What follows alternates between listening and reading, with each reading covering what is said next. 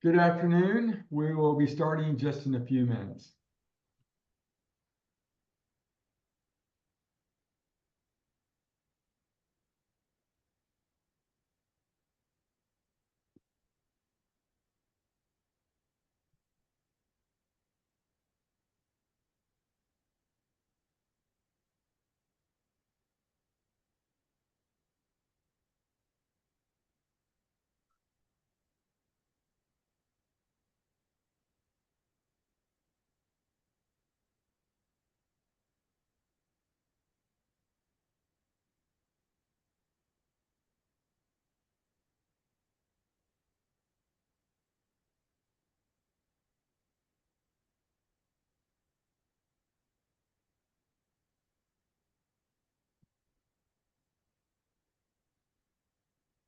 Good afternoon. To keep us on time today, we appreciate you joining us. Today, we're excited to have our second in a series of our Cowtown Business and Capital Summit webinars. This is getting us prepared for our big event coming up in February the 24th, and we're looking forward to seeing you all there. Today, I'm excited about our program. This is the program that's kind of dispelling some myths about family offices and the program and how they work and such. We have the rock stars of the area, Adam Lurie, John Lisi, and Chris Dixon with us from RSM. And Adam, why don't you kick off the show for us? Thank you so much, Brad. Really appreciate being here. Can everybody hear me okay? Brad, is my voice coming through loud and clear? Thank you. Everything's great. Great, and thank you for running the slides for us today, and thank you to everybody who's joining. I'm Adam Lurie with RSM. I hail out of Minneapolis, Minnesota, and I spend 95% of my time with Chris and John in the family office space. Have built a very nice relationship with M-Force Capital and really appreciate M-Force having us here today. I'll walk through the first couple of slides, and then Chris will take over in the middle here, introduce himself, and John will bring us through at the end on some OBBA items on the big, beautiful bill. I can't say enough B's in that one, apparently. Next slide, please, would be great. So again, Adam Lurie, I'm an enterprise account leader here at RSM. Been here 12 years. I've spent 30 years in consulting in all kinds of areas around families, family office, family business, family entities. And I love this topic set. John Lisi will bring us through a couple of tax topics. And of course, Chris Dixon will also bring us through some advisory family office topics as we go through the presentation today. We're with you for 25 to 30 minutes, somewhere in that time frame. So as we go, if you've got questions, we are going to have a few minutes at the end to give you some time to ask a question or two. If anything doesn't get asked and or answered here today, please let Brad Bruce know and the M-Force team, and they will certainly get those questions answered for you expediently. Next slide, please. So real quick about RSM in conjunction with our partnership with M-Force. We are a $4+ billion organization. They call us number 5 in the, as far as audit tax consulting organizations go. We call ourselves number 1 in the middle markets. We've got 10 billion of worldwide revenues, 900 offices worldwide, 65,000 people in 120 countries. For most of you, that doesn't matter, but for a lot of families, family offices, family entities, there's international considerations to take into account. And so I bring that to the forefront just so that you know that if you've got international questions and or issues, RSM, obviously from a domestic standpoint, has the international pieces covered. You can see our revenue mix. Consulting is the largest part of our organization these days. Next slide, please. A little bit about our family office enterprise. We've got 1,000+ single family offices served by RSM in one capacity or another. 80+ multifamily offices as well that are served by our family office enterprise practice. And really interesting, we have 800+ professionals that lean into family office every single day. And all the work that we do with our families, our family clients, and their entities are RSM badged employees, whether they're in the US, El Salvador, India, Canada, the UK, or anywhere across the world. RSM employees will be taking care of any of the needs that our clients have. And so I wanted everybody to be familiar with those stats as we move into some of the topic sets today that we have for you around families and family offices. Brad, I'm going to move it over to Mr. Chris Dixon to introduce himself and to take us to the next couple of slides. Chris, thank you for being here. Thank you, Adam. Much appreciated. And hey, everyone, I'm Chris Dixon. I lead RSM's Family Office Advisory practice, and it is a pleasure to be here today talking to each and every single one of you. When Adam was teeing up our Family Office Enterprise practice, there were a few statistics on that slide that noted we serve around 1,000 single-family offices and 80 plus multifamily offices. And the one thing that I thought might be beneficial to orient ourselves around is how do we view the family office landscape today?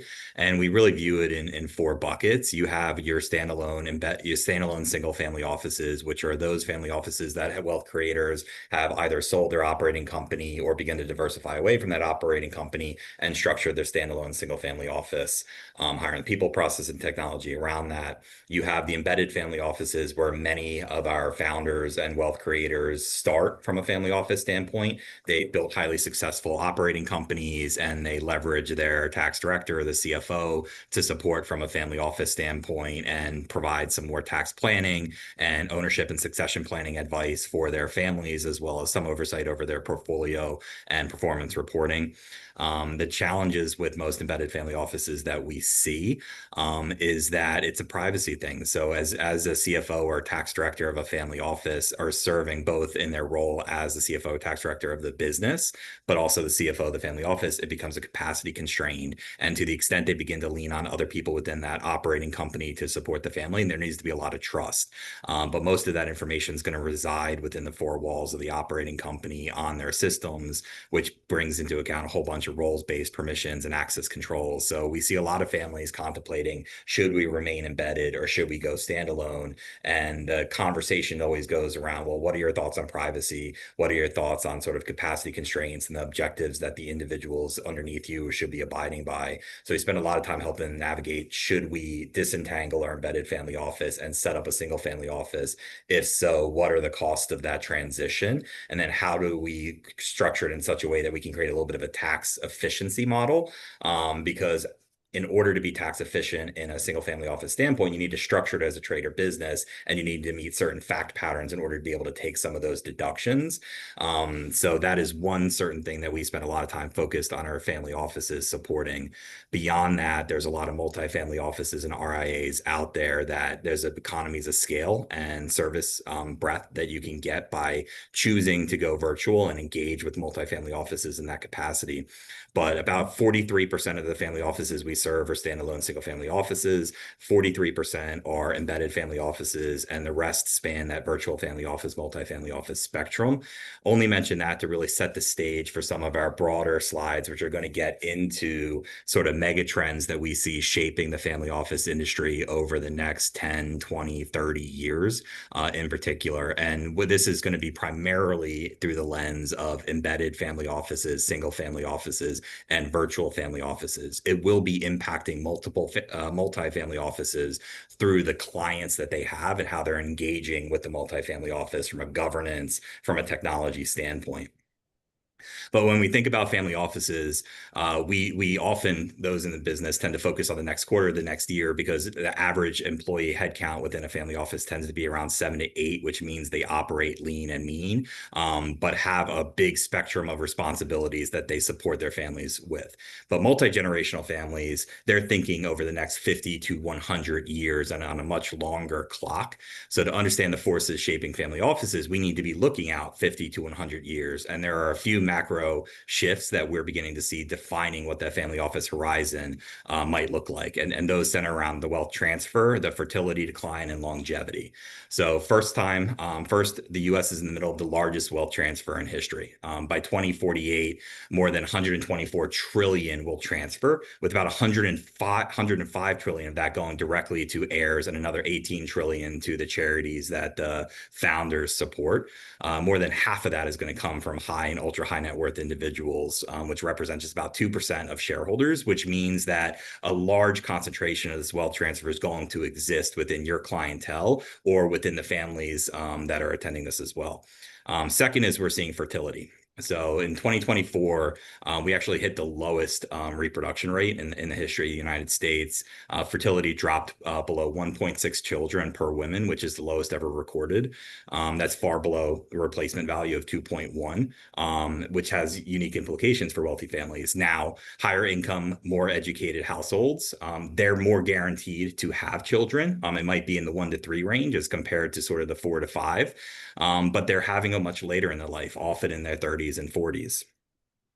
The third force we're seeing is longevity. Between 2004 and 2024, the share of Americans age 65 and older actually jumped from 12.4% to 18%, while the share under 18 fell from 25% to 21.5%. So we're seeing a reverse pyramid begin to happen with in terms of population demographics. In nearly half of the US counties, older adults already outnumber the children.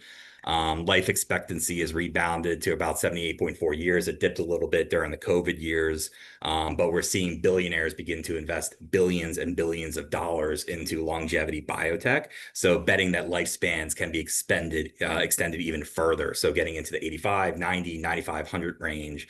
So the result that we're seeing across all three of these is longer stewardship periods, later transitions, and multiple generations alive and active at once.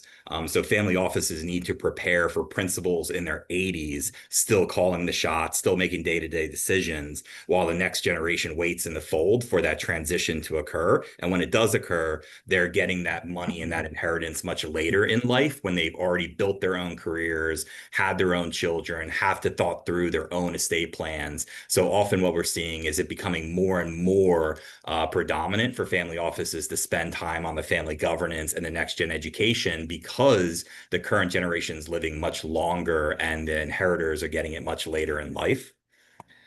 Chris, I'd like to just add one thing here, if you wouldn't mind. Really interesting subjects, all three of these. I don't want to say anything definitively other than to challenge everybody who's in the audience to go do a little bit of research and to dive in just slightly on what AI and medicine have coming up for us in the next 10 years. There's a bunch of research and a lot of folks out there, thinking and working and living in that area that say by 2035 or thereabouts that the majority of disease in this country may be solved by the proliferation of AI. And so that last piece is something that, from a longevity and aging perspective, we're going to see tremendous and dramatic change in that area over the next 10 years. I'm personally very excited to see how this goes and where this goes. And I think everybody on this call is probably going to be very interested and excited to see where that takes us. I just wanted to add that little point around AI and what they're saying out there around longevity and aging. No, for sure. And Adam, that's a good tee up for the next couple slides. We're just going to get more into sort of like the operational and governance Yes, implications of everything that we just said and talked about.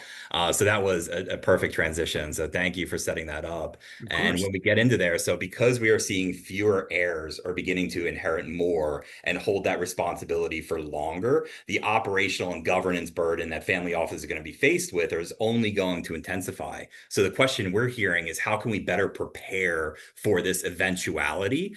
So we believe preparedness really comes down to thinking through 5 forces. AI, exactly that you mentioned. So AI, intelligent decision making. That's going to inform data ownership and plug and play architecture. How are we going to build the source systems to provide the families with the insights, the reporting, the analytics, and the data to support their tax compliance and planning processes? We're going to see global multi-model talent. I'm going to get into all of these in a little bit more detail as well, but just setting the stage. We're going to see an expanding ecosystem because people tend to follow the money. So we're now seeing a lot of entrepreneurial companies beginning to stand up and service the family office industry. We're seeing new technology players. We're seeing new RIAs. We're seeing emerging estate planners. We're seeing new ways of doing insurance and sort of like business continuity, disaster recovery, but also emergency medical services. So we're seeing a lot of people begin to focus their efforts on servicing this growing population, and those that are going to be inheriting this great wealth transfer, they're following the money essentially. And we're seeing all of this influencing the cybersecurity and data privacy posture that families are going to have to take. So if we spend a little bit of time, we talked about AI. So artificial intelligence is really beginning to move beyond the analytics into true decision making. Agentic AI can reason, it can plan, it can act. It's beginning to support workflows. We're seeing a few family offices beginning to use it to support their deal diligence, but then also begin to analyze their investment portfolio to provide some analytics and performance reports to the stakeholders. I think the big thing is that the scale of impact is really going to be hard to overstate. There are reports that are saying about, I think this was a UPenn global budget report that came out that said about 40% of today's GDP is already exposed to generative AI. And when you look at those functions that are most relevant for a family office, those in business and financial operations, about 68% of those tasks are already being impacted by agentic AI and artificial intelligence in one way, shape, or form, whether that's through people creating agents or through AI being embedded within the systems that these family offices are using, whether it's their performance reporting systems or their general ledger systems. Business Insider came out saying that by 2030, 42% of wealth management work in its entirety is going to be redefined by AI on the ideas, on the deal sourcing, on the deal flow, on the deal diligence, on the investment execution, performance reporting, and the monitoring. It's not just about cost, it's also about efficiency. We're seeing it's changing how family offices are structured. One big thing is a lot of the talent pipeline for family offices comes from multifamily offices, comes from accounting firms like ourselves, come from financial institutions, and they are now training all of their staff to operate within the realm of using agents or AI. So you're becoming less of data inputters, more of data analysts and financial planning and analytics. So as a result, it's changing how the talent within a family office is going to have to operate and the tools they're used for. There was a few statistics in our operational excellence report that say family offices are having a hard time making those investments in technology because it's changing so much. I think there was about 68% of family offices that we surveyed said having leading technology in-house is becoming more and more of a challenge. So we're seeing situations where family offices still have legacy systems, still have disparate systems, which becomes a challenge when you're trying to recruit talent from these firms that are making continuous capital investments in their underlying technology stack or beginning to leverage AI. Is when they come into that new family office setting, they're not going to be built for success because they're going to be using technology systems that maybe they're not used to leveraging in ways that they're not used to do. Chris, that really hit home. I know the last 2 days in our practice, we're doing the budget for the technology for the next upcoming year, and it's really is becoming more and more important. You know, our philosophy is that it's going to enhance our relationship, not replace. And Sure. I think you're saying the same thing. For sure. It's only going to enhance it, and it's going to move you up into where the families are going to value more, right? Because they're not necessarily valuing you for your data input or, hey, I can create this report for you. They're saying, how can I now analyze this report much more efficiently and give you some insights? So making that capital investment up front and getting used to performing in that is only going to enhance the stickiness that you have with your clients. They're going to view you more in a value-added relationship. I think the challenge from a budgeting standpoint, if we get to some of like the data ownership and plug and play architecture, I think the challenge from a budgeting standpoint is that the technology landscape is constantly shifting. AI is increasing functionality in systems. It's making it more cost effective for entrepreneurs to create new technologies. So within the past year alone, I've at least seen 8 to 10 new emerging performance reporting systems that are multi-asset class. So we're seeing those begin to contend with, well, how do I know if I make this significant investment, both in dollars, but human capital to implement this system? How do I know that this is going to be the best system 1 year from now, 2 years from now? How do I know I don't miss the boat and sort of get out over my skis? So we're seeing a lot of families begin to have concerns around MFOs in particular as well. Both SFOs, families, and MFOs are beginning to have concerns about making that technology investment because they don't want to miss the boat on the next and greatest technology platform that's coming out there. So we're now seeing a lot of conversation shift with our family offices, both single and multi, to be, okay, let's be less tied into specific systems and be more about our data ownership and data portability. So we're seeing them begin to contemplate the route of building in a data lake and a data warehouse and a reporting layer on top of that. So that way they can use the underlying systems for the functionality that they bring, but they pipe all of that data into the data warehouse with the reporting layer. So that way, if they do want to swap out a system 1-2 years down the line, They don't have to worry about the pain of that historical data migration. They've now got greater data ownership and data portability. So we're seeing that become the next big trend that we're seeing is more about how can we be more source system agnostic because AI is constantly it's accelerating innovation within the technology world.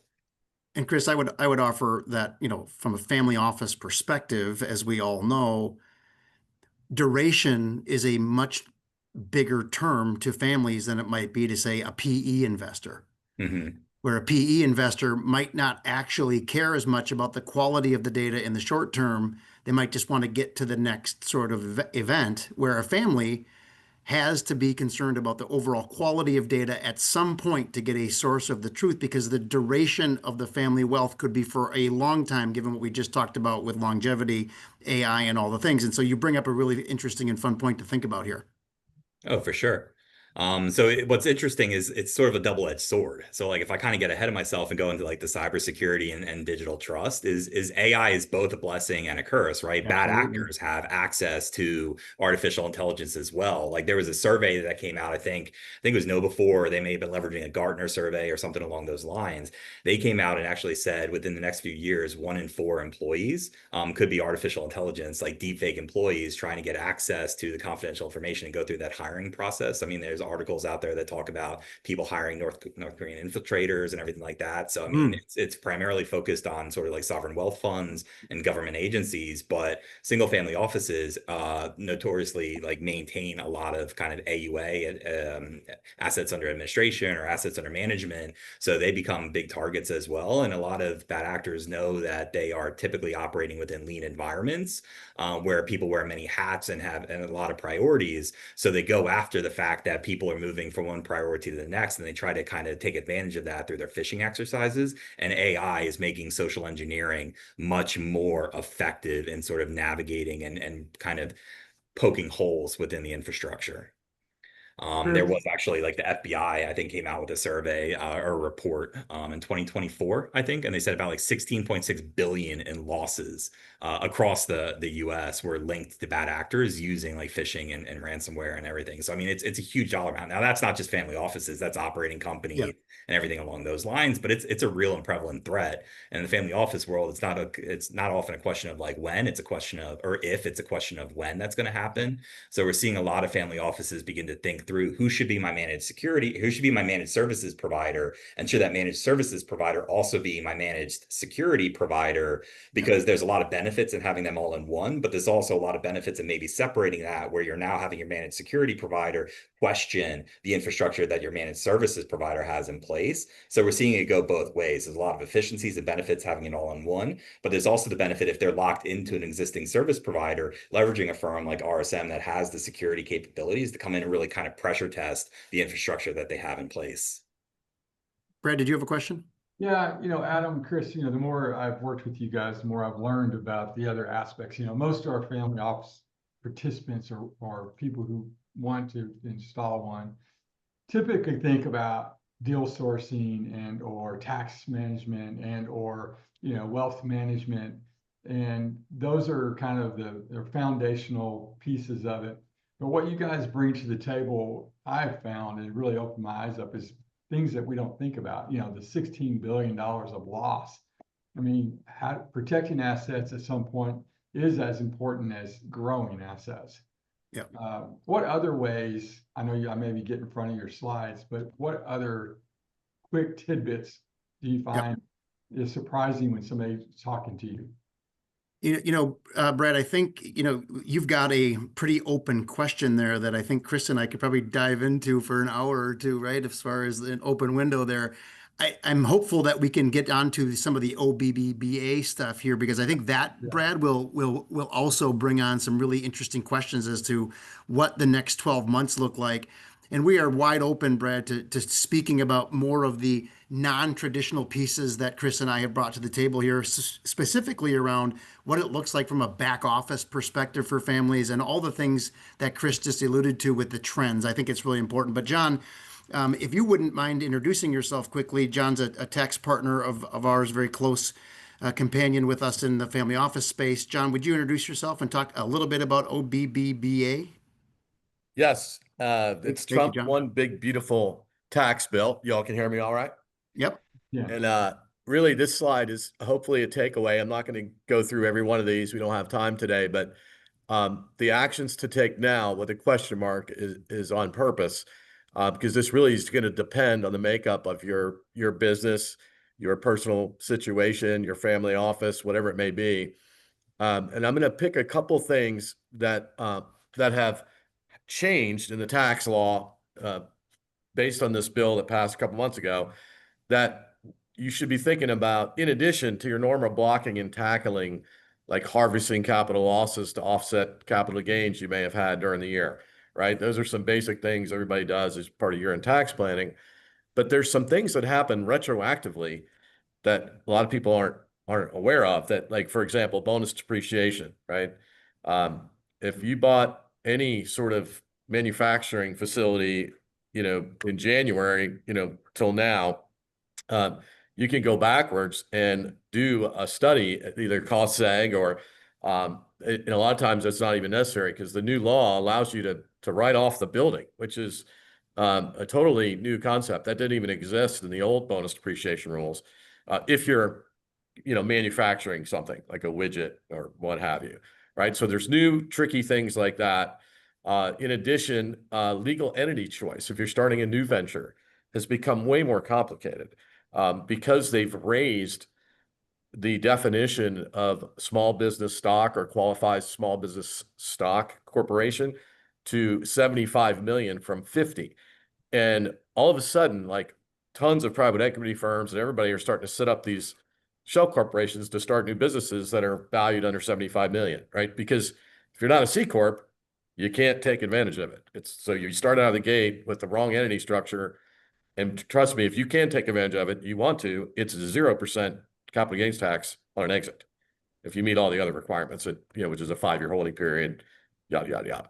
So that's like one of the few places in tax law that exists today where you can get 0% on an exit without having to reinvest or do anything, right?